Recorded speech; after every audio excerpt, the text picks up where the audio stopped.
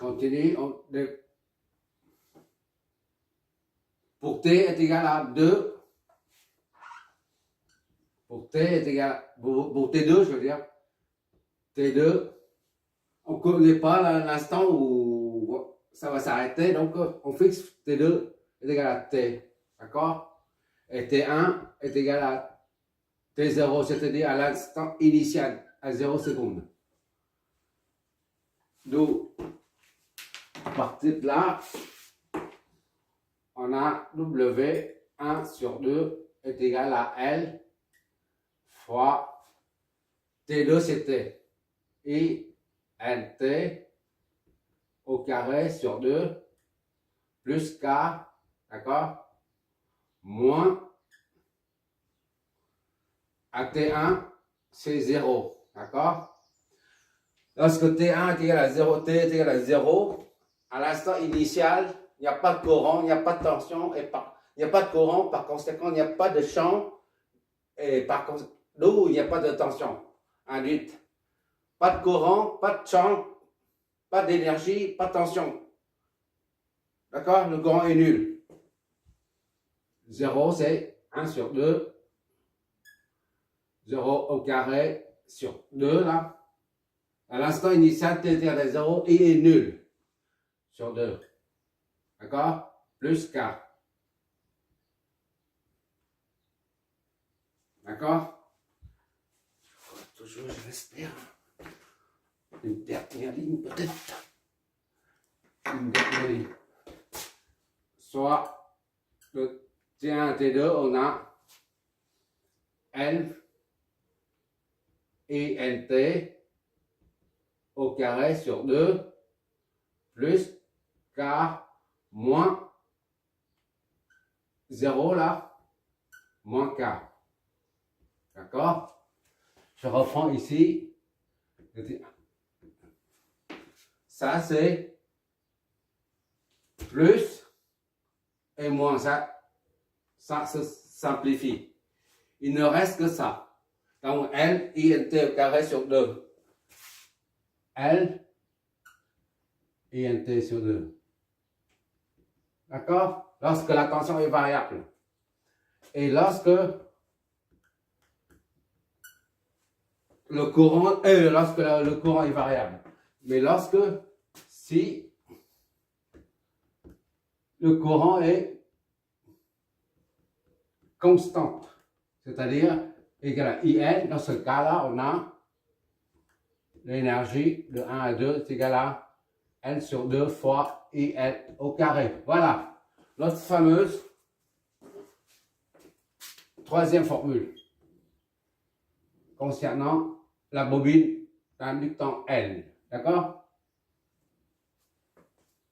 Où se trouve cette énergie? Eh bien, c'est simple, pour un condensateur,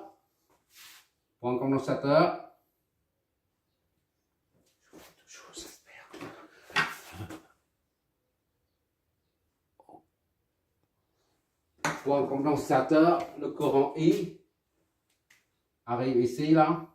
ICT, la tension aux bornes, VCT, et ça, c'est le champ électrique.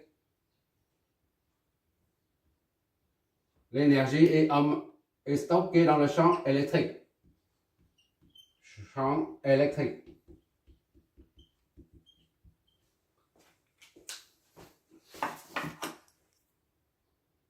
Tandis que pour... je vois toujours, c'est bon, ok. Tandis que pour une bobine d'inductance L, j'ai un problème de lumière. Le courant INT, tension aux bornes, VNT, et au lieu d'avoir un champ électrique, on a un champ magnétique. D'accord? Voilà. Ligne de champ.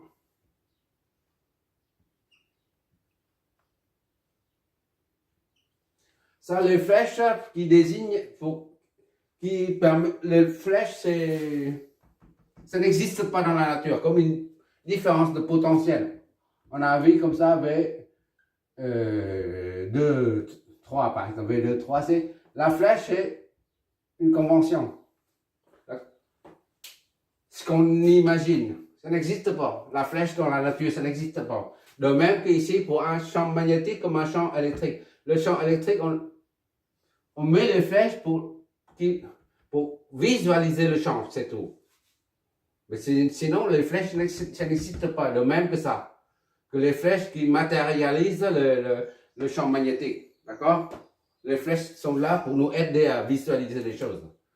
Bon, je reprends pour le condensateur, l'énergie est stockée dans le champ, au sein du champ électrique. Tandis que pour une bobine d'inductance L, l'énergie est stockée dans le champ magnétique. D'accord? Voilà. Ça se trouve dedans. Ça se trouve dedans. W12 là. Qu'on vient de trouver là. Voilà, on termine avec la bobine d'inductance. Il y a 3 formules. Tension, puissance et l'énergie. Pour trouver le courant, il suffit de faire l'intégrale. D'accord? Et maintenant, ce qu'on a, pour finir, on a signalé dès le début que c'est quoi un Henry? Inductant L, l'unité c'est Henry. D'accord? Je sais pas trop, à mon avis, Henry c'est le nom de l'inventeur de ça, ou celui qui a découvert le phénomène de l'induction, je crois. Mais un unité en Henry. En Henry. H. Mais quand on dit un Henry ou 0,5 Henry, on ne voit pas trop de quoi il s'agit. Maintenant, on va expliciter un peu. Pour ça, on revient à la formule qu'on a trouvée là. VNT est égal à N fois D INT sur DT. D'accord? Au lieu de mettre, de traîner partout la variable T. D'accord? On va enlever. Pour une variation du courant là, différentiel là, on utilise le triangle pour dire delta. D'accord? De même que pour le temps. Delta T, c'est pour le delta T, ça devient différentiel de T, ça devient delta T. Pour simplifier l'écriture, c'est tout. Hein. Et D, L, I, T, on va mettre delta I, L. D'accord? Et enfin, VNT, on va mettre enfin V delta. Non, ça il n'y a pas de delta. VNT, il n'y a pas de D là, il n'y a pas de delta. Bon, maintenant, à partir de là, on va voir ce que ça donne. VNT, c'est juste VL. D'accord? Pour simplifier. Donc, la formule ici devient VL est égal à L fois delta IL, d'accord, sur dt, c'est delta T. D'accord? Donc, si on exprime tout, on exprime L en fonction de tout ce qui reste. Ça donne L est égal à VL fois delta T sur delta I. D'accord? Delta IL. Si on utilise les unités seulement, il m'est arrivé, je ne sais plus combien de fois, de résoudre les équations des unités. Parce qu'en RDM, résistant des matériaux, on combine toutes sortes de forces, moments quadratiques, moments statiques, toutes sortes. Et à la fin, on trouve une solution. Mais pour savoir si la solution est bonne ou pas, et logique ou pas, on pose les équations d'unité, des unités. Il faut que ça soit logique. Là, on a VL qui est en vol, d'accord? Et ça, c'est en seconde, T, en seconde.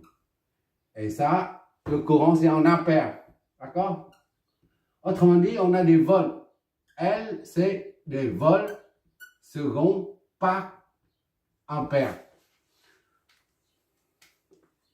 Qu'est-ce que ça signifie en fait?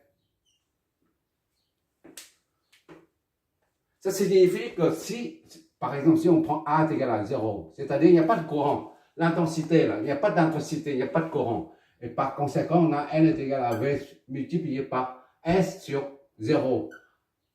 1 défini, c'est impossible. Division par 0, c'est impossible. Autrement dit, s'il n'y a pas de courant, il n'y a pas d'expansion il n'y a pas de champ magnétique et pas de tension aux bornes. D'accord? Ça signifie aussi que c'est impossible d'avoir l'inductance s'il n'y a pas de courant. Elle a été définie comme N au carré fois mu fois S sur L. D'accord?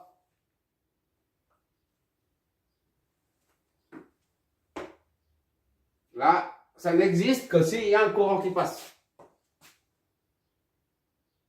S'il n'y a pas de courant, alors là, elle n'existe plus.